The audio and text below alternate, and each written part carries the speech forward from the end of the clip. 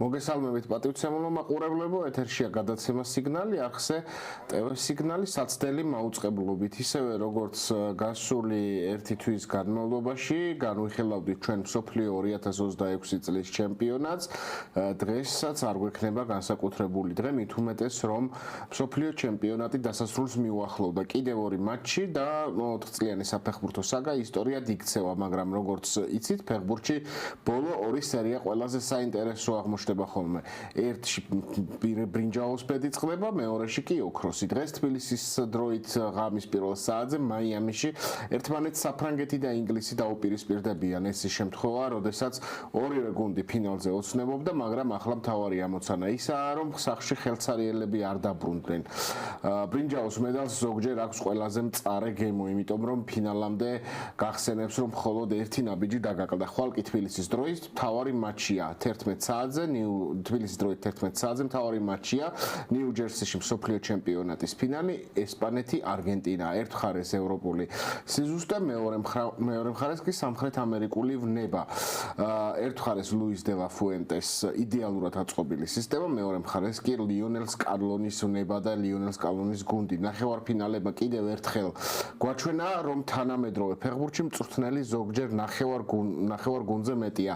ლუის დე ლა ფუენტემ საფრანგეთს უბრალოდ კი არ მოუგო, მან ტაქტიკურად თითქმის ყველა გზა გადაუკეტა მან. ტომას ტუხელის ინგლისი გამარჯვებასთან ძალიან ახლოს იყო, მაგრამ სკალონიმ თამაშის დინება შეცვალა მისმა გუნდმა.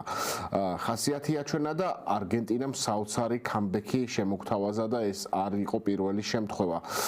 ტუხელი დღესაც კი ამბობს, რომ თავის გადაწყვეტილებებს არ ნანობს და ინგლისმა საუკეთესო მატჩი აჩვენა. თუმცა მწვრთნელები შედეგებით ფასდებიან და არა მჭერმეტყველებითა თუ ახსნა განმარტებებით. ასე რომ ყველაფერი მზად არის, მიუხედავად იმისა, რომ ეს მსოფლიო ჩემპიონატი იყო ყველაზე ვრცელი, ჩაგვიარა ძალიან მალე ნიკა და ჩვენ განვიხილავთ უკვე დღევანდელ მატჩს მესამე ადგილისათვის და შემდეგ უკვე მთავარ მატჩს ამ სეზონისა ფინალს მსოფლიო 2026-ისა. მე სანდრო თორდია, საფეხბურთო მიმოხილველი და ნიკა შოშიტაშვილი, სპორტის ჟურნალისტი. გამარჯობა ნიკა, როგორ ხარ და როგორ შეაფასებ ჯერ მოდი ნახევარფინალებზე ვთქვათ 1-2 სიტყვა, რადგან არ ქონია მას შემდეგ რაც.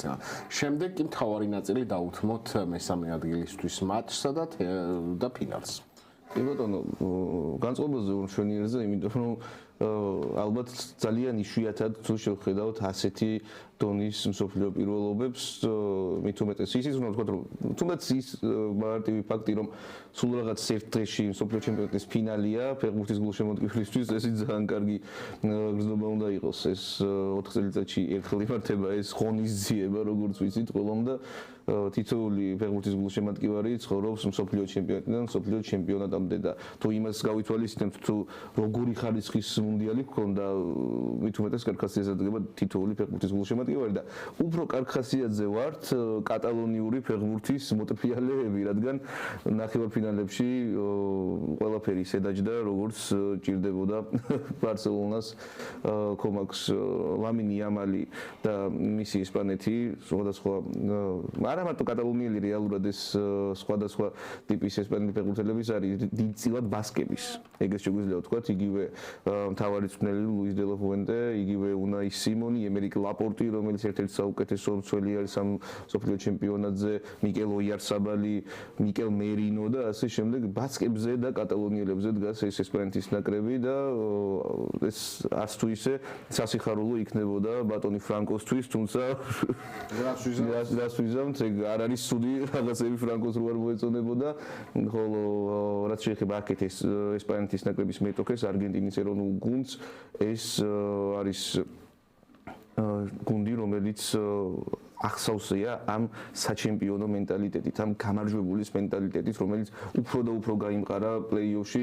კი, მართალია, კაბო-ვერდესთან, ეგვიპტესთან, შვეიცარიასთან მოუწია ამ გამარჯვებულის მენტალიტეტის თავიდან დაბრუნება, თუმცა რეალურად შეგვიძლია ვთქვათ, რომ ეს არ არის იმ დონის ნაკრებები, რომლებთანაც ბრძოლა შეიძლება მსოფლიო პირველობისთვის, თუმცა ამას ვერ ვიტყვით ინგლისის ნაკრებზე და რაც ჩვენ ნახებთ ბოლო 10 წუთეულში, ინგლისისა და არგენტინის დაპირისპირებაში ეს არის ის მარტივი საფეხბურთო მომენტები, რის გამოც შეიძლება პატარა ბავშვს შეუყვარდეს ფეხბურთი და არასდროს არ წავიდეს ის მისი ცხოვრებიდან ის ენცოს გოლი, ის ჩაწოდება ლაუტარო მარტინესზე, როდესაც აბსოლუტურად ყველა ინგლისელი, ვინც კი საჯარიმოში იყო, მაშინ ერთი თავით მაღლები არიან ლაუტარო მარტინესზე, თუმცა მან თავით გაიტანა გოლი და ლაუტაროსგან ასეთ დაბალი ფეხბურთელისგან საერთოდ არგენტინელები არ გამოირჩევიან ტანადი ფორვარდებით, ეგეც შეგვიძლია ვთქვათ, რა ვინ გვახსენდება, ალბათ მარტინ პალერმო შეიძლება იგავხსენდეს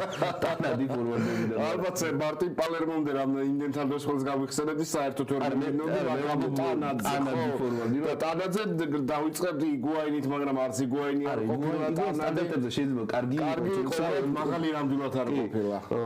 სერხიო აგუერო საერთოდ მე მის თორემ ხო ცოტა სულაც რომ მიდგენია და არა არ მოხსენდება ასეთი გოლი თავით გაიტანა ლაუტარო მარტინესმა საერთოდ სტანდარტულები ძალიან კარგად დახვეწა არგენტინის ნაკრებმა როგორც ვიცით ვალტერ სამუელი არის სტანდარტულების მწვრთნელი არგენტინის ეროვნულ გუნდში და მშვენივრად აქვს თავისი სკილები დახვეწილი იგი ინტერის და არგენტინელი მოსწავლებია თავისი ასევე ინტერის და არგენტინელისათვის თავის თამაში 1.76 არის ლაუტარო მარტინესი და 1.83-ზე ნაკლები გარშემო არავინ არ ედგა. უნდა აღნიშნოთ აქ მესის ჩაწოდება როგორ დაასვა თავზე წინა აღდგ შემთხვევაში ვერცერთს ვერ მოუგებდა საჰაერო ორთაბრძოლას. კი, კარგი, ცოტა რომ ჩავშალოთ მაშინ ნახევარფინალური მატჩები ჩვენ არ ვილაპარაკია ნახევარფინალურ შეხვედრებზე და მოდი დავიწყოთ რახან არგენტინასა და ინგლისის ლაპარაკობს. მოდი ამ თამაშით დავიწყოთ. მორიგი ინგლისურ-არგენტინული დაპირისპირება, მორიგი საფეხბურთო კლასიკა, რომელიც ნახეთ და არ დაგიმალავ და მე მეგონა დაახლოებით მე-60-70 წუთზე რომ ამ შეხვედრაში უკვე ეს არგენტინის ოვერ პერფორმანსი დასრულდებოდა. იქ ნახეთ ენტონი გორდონის გოლი, ნახეთ მშვენიერი ძალიან ტუხელური გოლი იყო, ეგეც შეგვიძლია ვთქვათ. ის რასაც ამდენი ხანი ცდილობს ტუხელი რომ დააყენოს ინგლისის ნაკრებში, რეალურად ამ გოლში გამოიხატა. ფლანგიდან გარჩენილი სივრცე, ჩაწოდება და იმ ჩაწოდებაში ერთი მცველი უნდა დარჩენილიყო რეალურად თამაშგარე მდგომარეობაში, არ კლასიკურ თამაშგარეში, არამედ უბრალოდ სათამაშო მომენტიდან უნდა ყოფილიყო ამოვარდნილი და ამ შემთხვევაში ეს ფეხბურთელი გახდა მოლინა, რომელსაც დაუსხლდა ენტონი გორდონი და გახსნა ანგარიში. იმ მომენტში გორდონი იყო ინგლისის მეფეც, დედოფალიც, ლორდ კამილტონი, აბსოლუტურად ყველაფერი, თუმცა შემდეგ უკვე სიმონ ბოლივარი ჩასახდა ერთ პატარა არგენტინელში და სამხრეთ ამერიკელებს მორიგი ევროპელი კოლონიზატორი დაამარცხებინა. მე ვფიქრობ, მე ინგლისისკენ ვიყავი არ დაგიმალავ მატჩის დღემდე. მატჩის დღემ გამოახდინა ჩემში, ასე ვთქვათ, გადატრიალება იმ დღის, იმიტომ რომ ძალიან გამაოცა და ძალიან გამაბრაზა ინგლისელი ლეგენდების მიერ დაუფასებლობა ბრიტანელი ექსპერტების და იყო ასევე ინგლისელი ფეხბურთელები ჯო კოული, მათ შორის ტროი დინი, ჯონ ტერი, იან რაიტი და გარი ნევილი. აი ამ ხუთ ფანდიტს გამოვყოფდი ექსპერტს, როგორც თვითონ უწოდებენ თავის თავს. ჯო კოულმა თქვა, რომ არგენტინელებს დააძინებდნენ. ტროი დინმა თქვა, რომ მიწასთან გავასწორებთ და მინიმუმ 2-0-ს მოუგებთ. ჯონ ტერიმ თქვა, არგენტინა საერთოდ არ მადარდებს და ჩვენ უბრალოდ უკეთესები ვართ და ფინალზე ფიქრობდა. ფაქტია ის, იან რაიტის სიტყვებია. ვფიქრობ არგენტინას დავამარცხებთ იმის გათვალისწინებით თუ როგორ თამაშობენ. ვფიქრობ მათ გზებს გადავუკეტავთ და გავტეხავთ. გარი ნევილმა კი მინიმუმ 2 გოლი უწინასწარმეტყველა.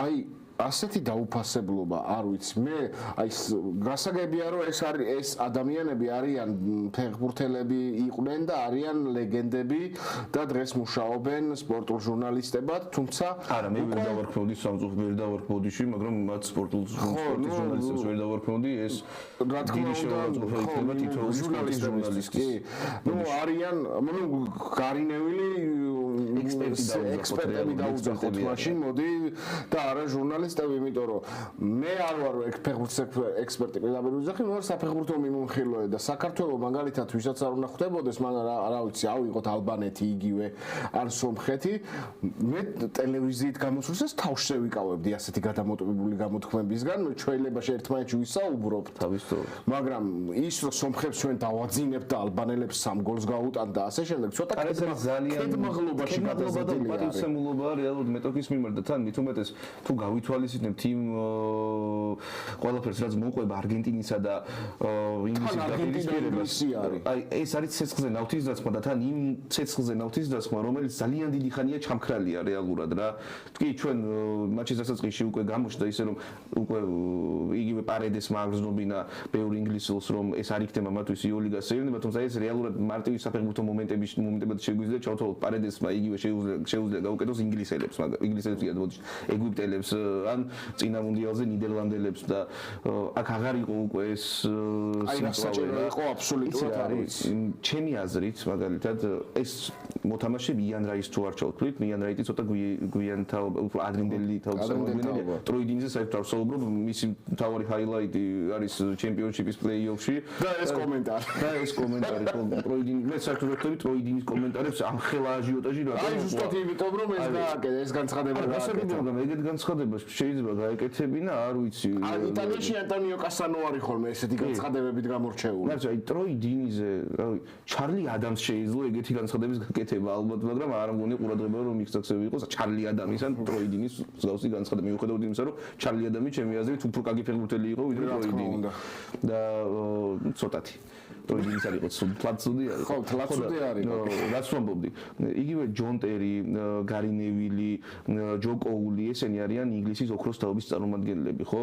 2004-დან დაწყებული, ასე ვთქვათ, დასრულებული. დაძინეს ვერავინ. 2014 წლამდე. აი დაახლოებით ეს არის რეინჯი არის ინგლისის ოქროს თაობაში და ეს ფეხბურთელები ამ პერიოდში თამაშობდნენ ინგლისის ნაკრებში. და ყოველ დიდ ტურნირზე ინგლისის ნაკრები ჩადიოდა ფავორიტად, ულაპარაკო ფავორიტად, იმიტომ რომ იგივე შენ არ გიხსენებია პოლ სკოლზი, რომელიც განცხადებებს მე ძალიან მეწყინა.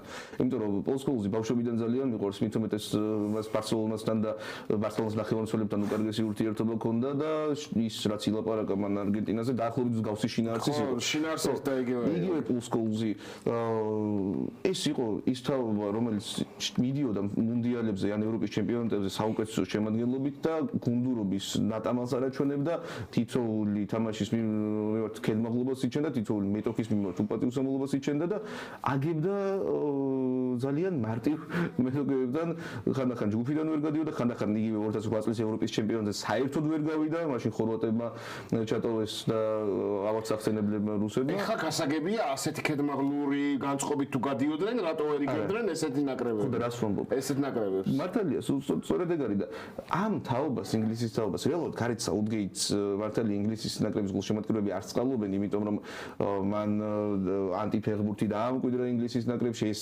ფეხბურთის რომელსაც ტუხელი ათამაშებს რეალურად ინგლისს და ათამაშებს და მაინც ალბათ ეგრე იქნება სწორი თქმა, მაგრამ 2028 წლამდე რჩება ტუხელი ინგლისის ნაკრებში, ვისთვის სასიხარულოდ და ვისთვის საწყენად. გარეთ საუთგეიტმა ეს რაღაცნაირი ლუზერულ ჩემპიონური და კეთმაღლური მენტალიტეტი მოაშორა ინგლისის ნაკრებს და ცოტა უფრო თავდაბალი ფეხბურთელებით დაიწყო ინგლისის ნაკრების დაკომპლექტება და თან უფრო ფეხბურთელებიც უფრო თავდაბლები იყვნენ ყოველთვის. ჰარი კეინის ნაირი ფეხბურთელი ინგლისის ოქროს თაობაში არ ყოფილა. ვისაც შეიძლება ვიღაცას უნდა ვიღაცას შეიძლება იწყინოს, ვიღაცა არ დამეთანხმოს, მაგრამ ჰარი კეინი მაგალითად ჩემი აზრით 1966 წლის ინგლისის ნაკრებს თუ არ შევადარებ და იქაც შეიძლება სადავო იყოს იგივე ბობი ჩარლტონს ან ბობი მურს, ჯობია თუ არა მე გეუბნები ისტორიაში საუკეთესო ფეხბურთელის მხრივ ინგლისელის. All time სამბო, all time.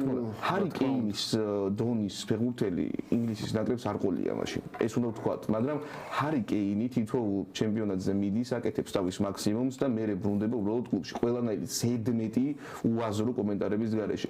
და სწორედ ამის გამო გახდა ინგლისი შედარებით უფრო დიდი ძალა და ანგარიშგასაწევი გუნდი სხვა კონკურენტებისთვის და 2018 წელს გამოვარდა ხორვატიასთან დაძაბულ მდგომარეობაში 2020 წლის ევროზე პენალტების სერიაში იტალიასთან 2022 წელს მოქმედ მსოფლიო ჩემპიონთან და მომავალ ფინალისტთან საფრანგეთთან მაშინ ჰარი კეინის და გაფრჩებული პენალტის გვახსოვს 2024 წელს ევროპის ჩემპიონატის ფინალი წააგეს და რეალურად თუ გავიხსენებთ მაგალითად და მე სპეციალურად ჩავყევი ინგლისური პრესის გამოხმაურებებს ამ კონკრეტული თამაშების წინ ეს ბრიტანელი ექსპერტები ამ თამაშების წინ როგორც კი დაიწყებდნენ მსგავსი რიტორიკის წარმოებას სატელევიზიო ეთერიდან იმ წამს ინგლისს ექნებოდა პრობლემები როგორც ამ თამაშიც და ეს რას ნიშნავს ამ გუნდს უკვე აქვს თავისი მენტალიტეტი რა აქვს თავისი შეიძლება პრაგმატული მენტალიტეტი შეიძლება არც თუ ისე საჩემპიონოც მაგრამ ის თავისუფლად შეიძლება საჩემპიონო თუმცა გარეჩარევებისგან აბსოლუტურად ზედმეტი არის თავის იმ ლუზერულ მენტალიტეტს ეს თაობა თავს ახლავს ამ თაობას ის გამოძახილი რომელიც ამდენი წელია მიყვება ინგლისის ნაკრებს ვერა და ვერ მოიშორა ამ გუნდმა კარგი მოდი აღარ გვინდა იმიტომ რომ ძალიან გაგვეწელა და მეთქვა განდებონ ძველმა ინგლისის ნაკრების ფეხბურთელებმა და ამ 2000-იანი წლების პრემიერ ლიგის საშუალო დონის ფეხბურთელებმა, როდესაც პრემიერ ლიგაში ყველაზე დიდი ვარსკვლავები იყვნენ უცხოელები, ფრანგები იყვნენ, იგივე ტიერი ანრის სახით რუდ ვან ნისტელროი. აი ამ პრემიერ ლიგის საშუალო დონის ფეხბურთელებმა 2000-იანი წლების პრემიერ ლიგის, რომელიც მაშინ რეალურად არ იყო სოფლიოს საუკეთესო ლიგა, მაგაზე ალბათ თანხმდებით. რა თქმა უნდა, იტალია იყო მაშინ არ იყო. იტალია უფრო 90-იანებში ალბათ, მაგრამ 2000-იანების დასაწყისში ინგლისი ჯობდა მინიმუმ. ხო და განებონ ამ ფეხბურთელებს აცადონ ფეხბურთის თამაში. აი, არაფერს რო გავანებებთო და მოდი მესამე ადგილისთვის მატჩზე გადავიდეთ. მესამე ადგილისთვის მატჩი და საფრანგეთი, ინგლისი და ორი სიტყვით ხო არ ვთქვათ, მაინც საფრანგეთსა და ესპანეთის დაპირისპირებაზეც სულ ორი სიტყვით ის შეგვიძლია ვთქვათ უბრალოდ რომ ლუის დე ლა ფუენტე არის სოფლიო საფეხბურთო ისტორიაში ერთ-ერთი ყველაზე დიდი სანაკრებო მწვრთნელი.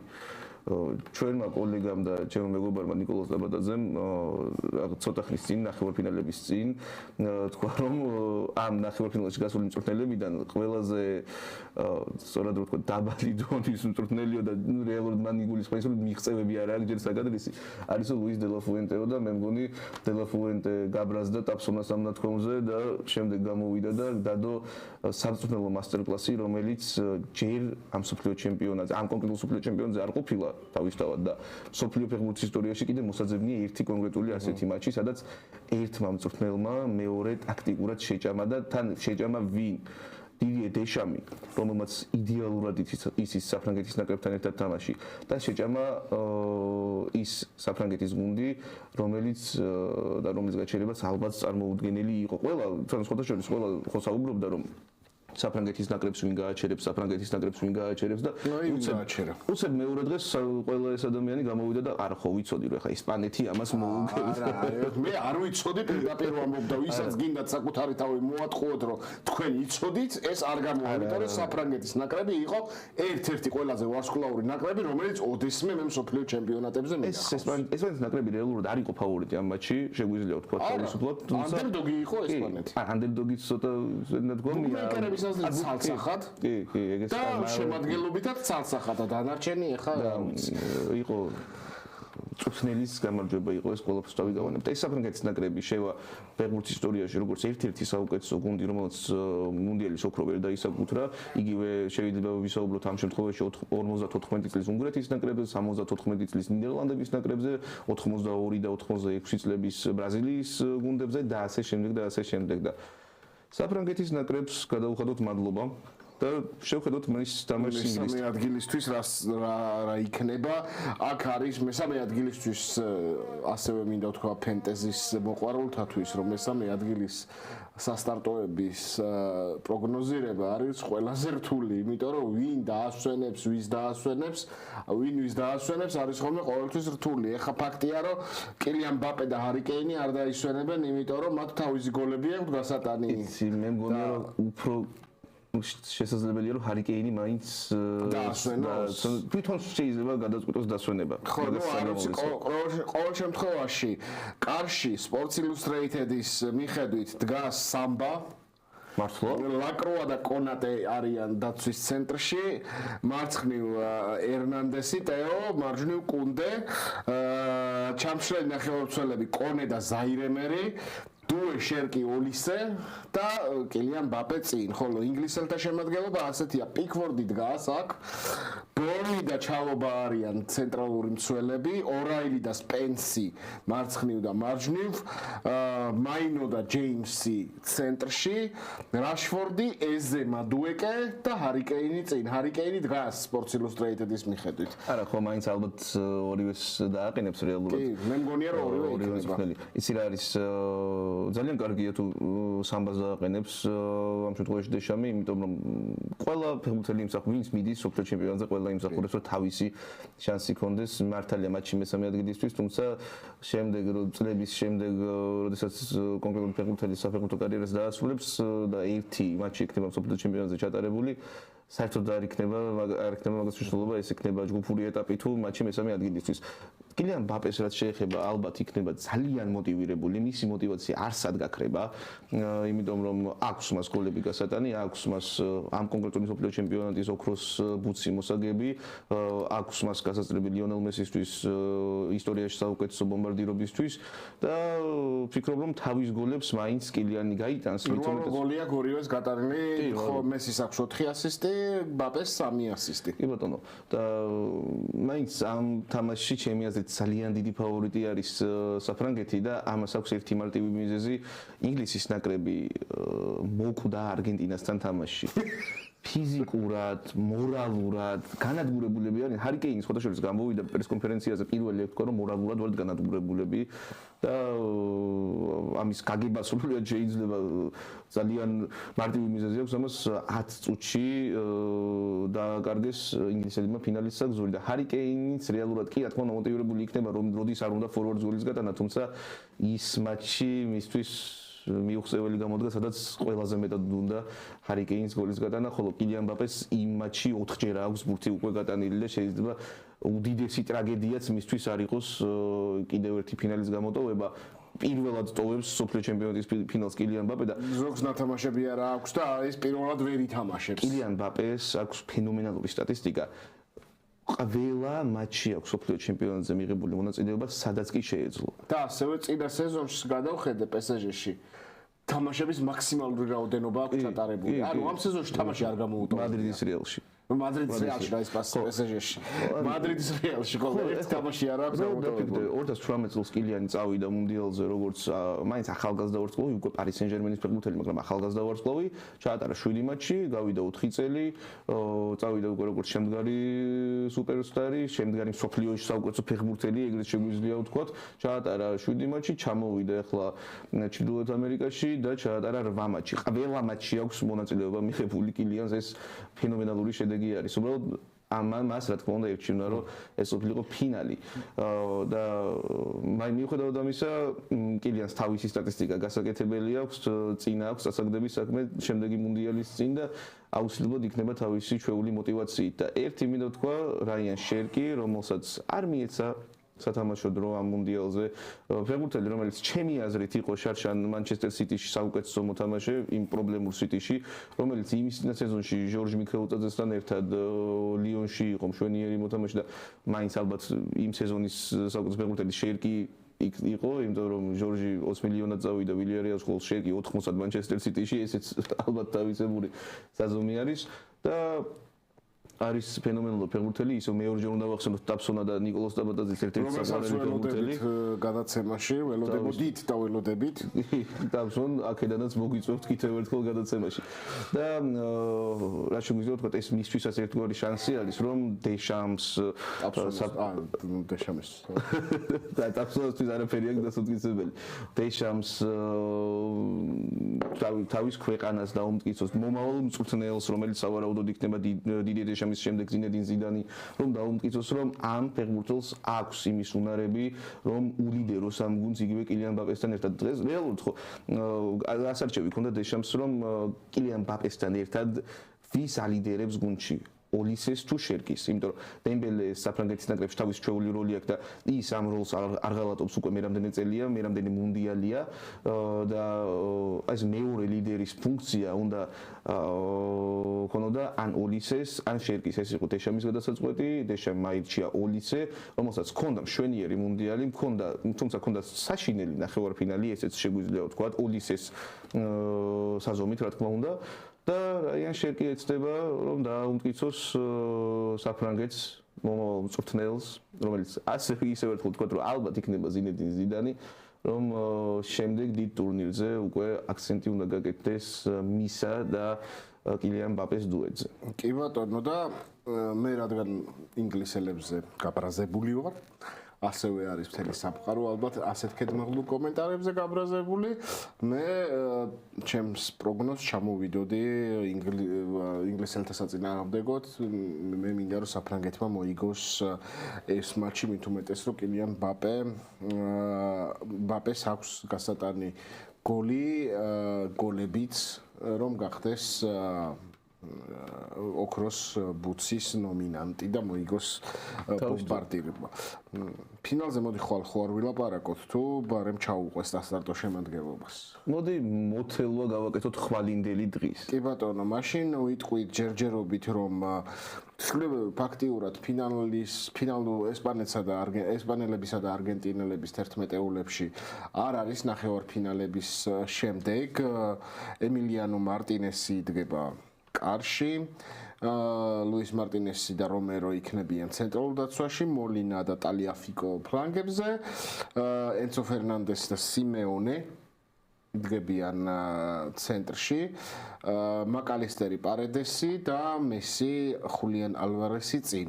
რაც შეეხება ესპანელებს, აქ დავით რაია არ დგას, რა თქმა უნდა, უნაი სიმონი არის კარში. FC26-ის სიგნალ კაფისგან. ხო, სიგნალ კაფისგან, სადაც უნაი სიმონს არ წყალობდნენ მოთამაშეები. ლაპორტი კუბარსი ცენტრში, კუკურელია პორო ფლანგებზე, რუისი როდრი, ოლმო არიან ცენტრალური ზონის ნახევარმცველები, ბაენა და იამალი მარცხენა მარჯვენა ფლანგებზე შესაბამისი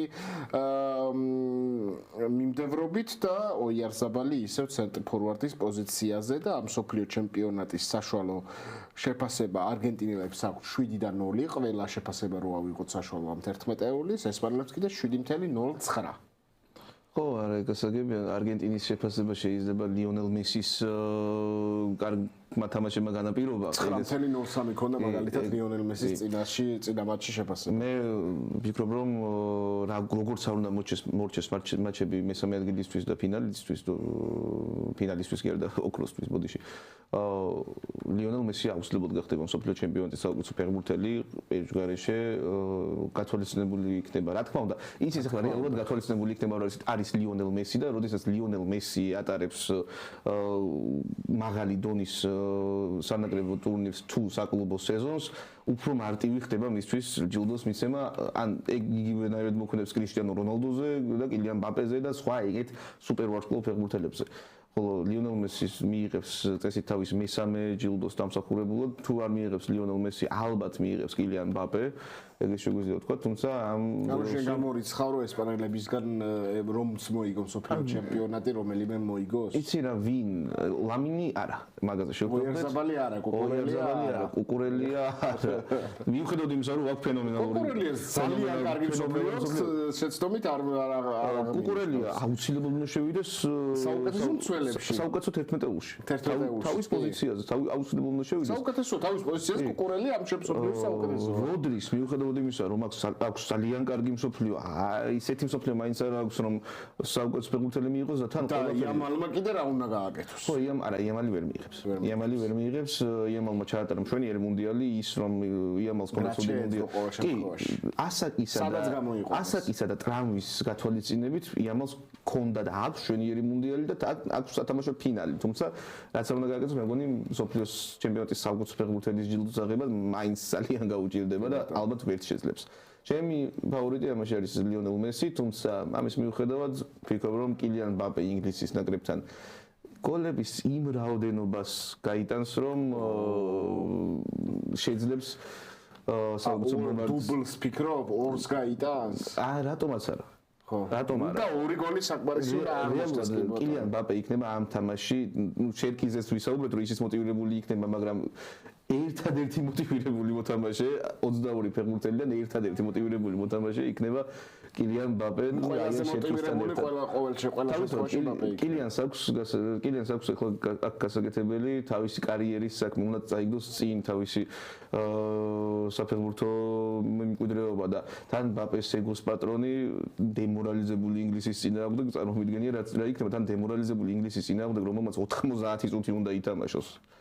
და ისიც თქვა მაინც რომ ლიონელ მესი თუ ამ ჯილდოს მოიგებს გახდება ფეხბურთელი რომელიც სოფლიო ჩემპიონატის საუკეთესო ფეხბურთელის ჯილდოს მოიგებს მესამედ აქამდე როდესაც მესი 2022-ში მოიგო და პირველი რომელსაც მოიგო მეორედ და ეხლა უკვე მას სამი ასეთი ჯილდო ექნება რაც ფენომენალური შედეგია და ალბათ აი ამ მონაცემით ალბათ ვერავინ გაუსწრებს. კი ბატონო. აქ გონი ჩვენი აზრებია თქო, შენც არგენტინისკენ ხარ, ხო?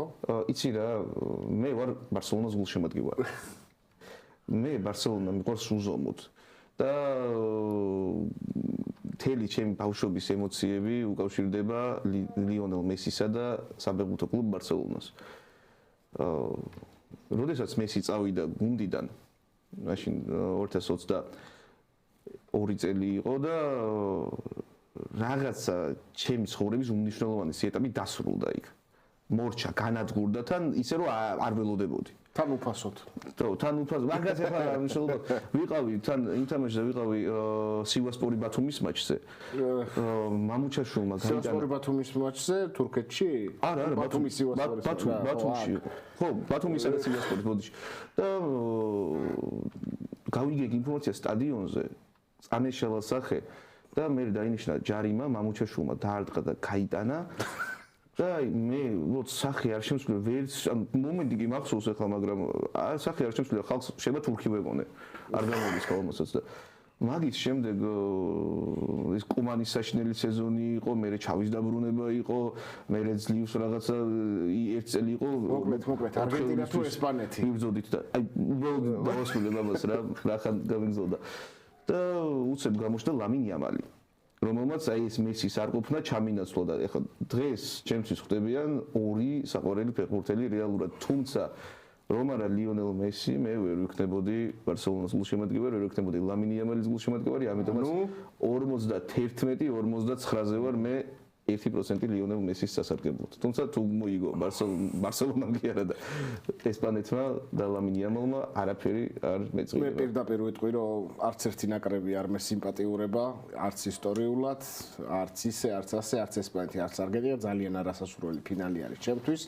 თუმცა იტალიელებთან ახლოს არიან არგენტინელები, ბიძაშვილები შეიძლება დავარქვათ მათ.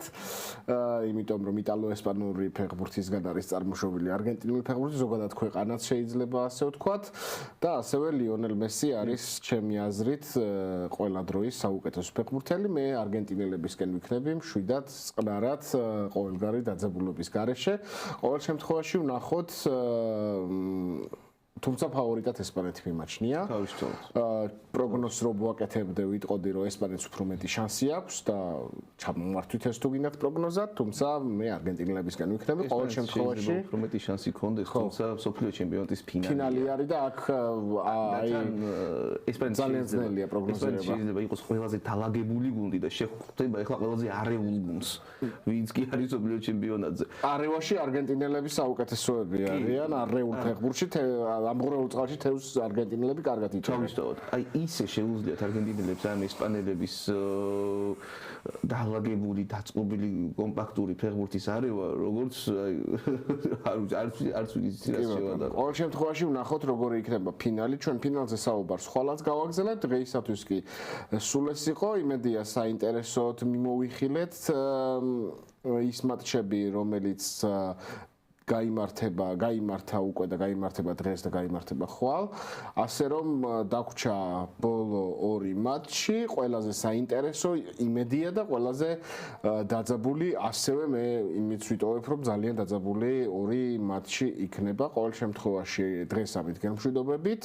თქვენთან ერთად იყვნენ საფეხბურთო მიმოხილველი მე სანდრო თორდია, ვიყავით საფეხბურთო მიმოხილველი მე სანდრო თორდია და სპორტის ჟურნალისტი ნიკა შოშიტაშვილი.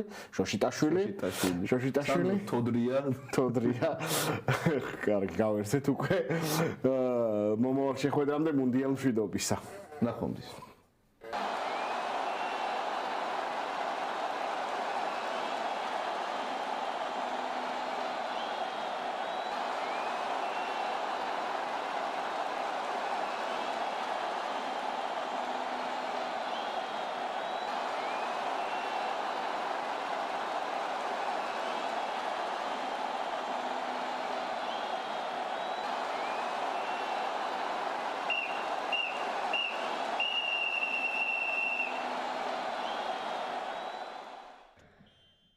Together.